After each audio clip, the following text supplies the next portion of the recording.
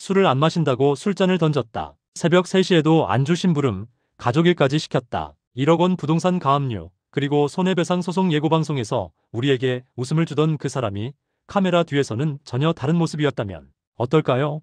지금 한 연예인을 둘러싼 충격적인 폭로가 연예계를 뒤흔들고 있습니다. 직장 내 괴롭힘, 특수상해, 진행비 미지급, 그리고 1억 원의 가압류 신청. 오늘은 개그우먼 박나래를 둘러싼 논란, 그 이면의 이야기를 들려드리려 합니다. 여러분, 편안하게 들어주세요. 화면 뒤에 감춰진 진실. 우리는 텔레비전 화면을 통해 연예인들의 밝은 모습을 봅니다. 웃고 떠들고 즐거워하는 그 모습을 보며 함께 웃죠. 하지만 카메라가 꺼진 뒤에는 어떤 일들이 벌어지고 있을까요?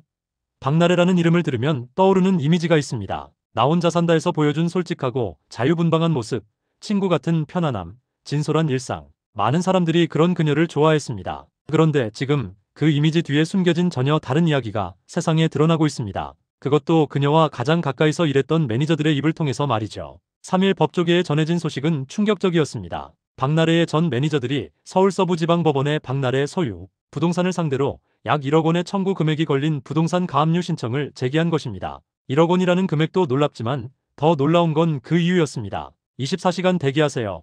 언제든 부를 수 있게. 매니저라는 직업을 생각해봅시다. 연예인의 스케줄을 관리하고 촬영장까지 동행하고 필요한 것들을 챙기는 일. 분명 쉽지 않은 일이지만 그래도 명확한 업무 범위가 있는 직업입니다. 하지만 박나래의 전 매니저들이 겪었다는 일들은 그 범위를 한참 벗어난 것들이었습니다. 안주 심부름, 파티 뒷정리, 술자리 강요. 매니저들은 24시간 대기 상태로 있어야 했다고 합니다. 새벽이든 한밤중이든 언제든 부르면 달려가야 하는 삶이었죠. 더 놀라운 건 그 다음입니다. 심지어 가족 일까지 맡기며 가사 도우미처럼 이용했다는 주장도 나왔습니다. 매니저가 아니라 개인 비서, 아니 가정부처럼 대했다는 겁니다. 한번 상상해보세요.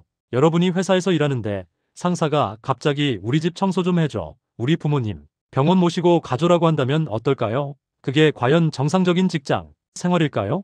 매니저들이 느꼈을 모욕감과 억울함이 조금은 이해가 됩니다. 술잔이 날아온 순간. 하지만 이야기는 여기서 끝나지 않습니다. 더 심각한 폭로가 이어졌습니다. 한 매니저는 이렇게 증언했습니다. 술을 마시지 않는다는 이유로 폭언을 들었고 화가 난 박나래가 던진 술잔에 맞아 상해를 입었다고 말입니다. 잠깐 여기서 멈춰봅시다. 술을 마시지 않는다는 게 잘못인가요? 누군가 술을 거절했다고 해서 화를 내고 물건을 던지는 게 과연 정상적인 행동일까요? 이건 단순한 갈등이나 의견 충돌이 아닙니다. 명백한 폭력 행위입니다. 그것도 특수상해로 분류될 수 있는 심각한 범죄 행위죠. 화면 속에서 밝게 웃던 그 얼굴이 현실에서는 술잔을 집어 던지고 있었다니 아이러니하지 않나요? 병원 예약 좀 해줘. 약점 대신 받아와. 매니저들의 증언은 계속됩니다. 병원 예약, 대리 처방 등 박나래의 의료 관련 개인 심부름도 감당해야 했다고 합니다. 여기서 짚고 넘어가야 할 게 있습니다. 대리 처방은 불법입니다. 본인이 아닌 다른 사람이 의사의 진료를 받고 약을 처방받는 건 명백한 불법 행위죠. 그런데도 매니저들에게 그런 일을 시켰다는 겁니다. 법을 어기는 일에 매니저들을 동참시킨 거죠. 자신의 편의를 위해서 말입니다. 병원 예약 정도는 그럴 수 있다고 생각할 수도 있습니다. 하지만 그것조차도 업무 시간 외에 개인적인 일로 매니저를 부렸다면 이야기가 다릅니다. 매니저들은 자신의 시간도 자신의 삶도 없이 오직 박나래를 위해서만 존재해야 했던 것 같습니다. 돈 문제까지. 쓴 돈도 안 줘요. 그리고 진행비 정산 문제도 불거졌습니다. 매니저들은 이렇게 주장했습니다. 회사 일을 하면서 개인적으로 쓴 비용도 제대로 지급하지 않았다고 말입니다. 각종 식자재 비용이나 주류 구입비 등을 미지급한 경우도 있었다고 하죠. 생각해보세요. 회사 일을 하다가 자기 돈으로 먼저 결제했는데 그 돈을 돌려받지 못한다면 어떤 기분일까요? 한두 번도 아니고 계속 그랬다면요? 방송 활동으로 상당한 수입을 올리는 연예인이 정작 자신과 가장 가까이서 일하는 사람들에게는 당연히 줘야 할 돈조차 제대로 주지 않았다는 겁니다. 돈이 없어서가 아닙니다. 주지 않았던 겁니다. 그만두겠습니다 했더니 돌아온 답변은 참고 참던 매니저들이 결국 결심했습니다. 퇴사를 하기로 한 거죠. 더 이상 이런 대우를 받으며 일할 수 없었던 겁니다. 누가 봐도 당연한 선택 아닐까요? 그리고 그들은 회사 측에 밀린 비용 등의 정산을 요구했습니다. 자신들이 쓴 돈, 받지 못한 돈을 달라고 한 거죠. 너무나 정당한 요구였습니다. 하지만 돌아온 답변은 충격적이었습니다. 명예훼손과 사문서 위조로 고소하겠다. 피해를 당한 사람들이 정당한 요구를 했는데 오히려 역고소를 위협당한 겁니다. 마치 네가 감히 나한테 대들어? 라고 말하는 것 같지 않나요?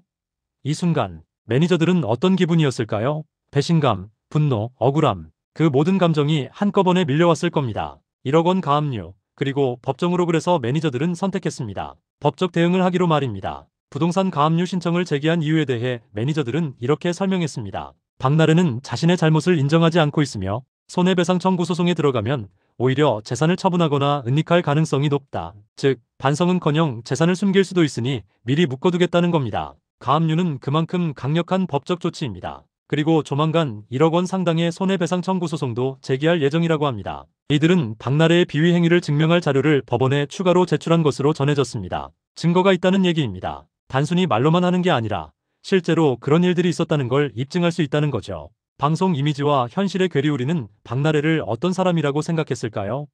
솔직하고 털털한 사람, 자유롭게 자신의 일상을 보여주는 사람, 진짜 모습을 숨기지 않는 사람. 하지만 지금 드러나고 있는 모습은 전혀 다릅니다. 매니저들을 함부로 대하고 폭력을 행사하고 정당한 돈도 주지 않고 잘못을 인정하지 않는 사람. 어느 쪽이 진짜일까요? 아니, 어쩌면 둘 다 진짜일 수도 있습니다. 사람은 복합적이니까요. 하지만 그렇다 해도 타인에게 상처를 주고 폭력을 행사하는 건 절대 정당화될 수 없습니다. 방송에서는 웃고 있지만 뒤에서는 누군가를 괴롭히고 있었다면 그 웃음은 진짜일까요? 연예계의 고질병, 갑질 문화. 사실 이런 일이 박나래만의 문제는 아닙니다. 연예계의 갑질 문화는 오래된 문제죠. 연예인과 매니저, 스태프들의 관계가 수직적인 상하관계로 인식되는 경우가 많습니다. 하지만 이건 잘못된 인식입니다. 매니저는 연예인의 하인이 아닙니다. 함께 일하는 동료이자 파트너입니다. 서로 존중하고 배려해야 하는 관계죠. 하지만 현실은 어떤가요? 24시간 대기, 사적인 심부름, 폭언과 폭력, 이런 일들이 여전히 벌어지고 있습니다. 이번 박나래 사건이 연예계의 이런 고질적인 문제를 다시 한번 수면 위로 끌어올렸습니다. 이제는 정말 바뀌어야 할 때가 아닐까요?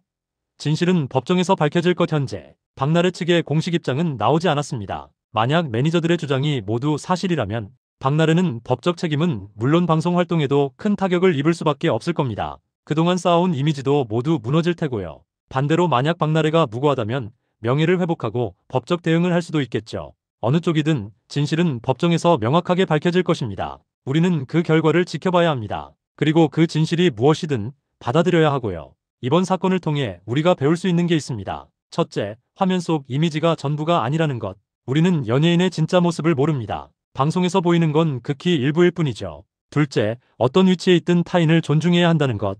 연예인이라고 해서, 고용주라고 해서 누군가를 함부로 대할 권리는 없습니다. 셋째, 잘못된 일을 참지 말아야 한다는 것. 박나래의 전 매니저들처럼 부당한 대우를 받는다면 용기 내어 목소리를 내야 합니다. 그리고 마지막으로 우리 사회가 이런 일들을 묵인하지 않는다는 것. 갑질과 폭력은 절대 용납될 수 없습니다. 지금 이 순간도 어딘가에서는 부당한 대우를 받으며 참고 있는 사람들이 있을 겁니다. 직장에서, 학교에서, 혹은 다른 어딘가에서 말이죠.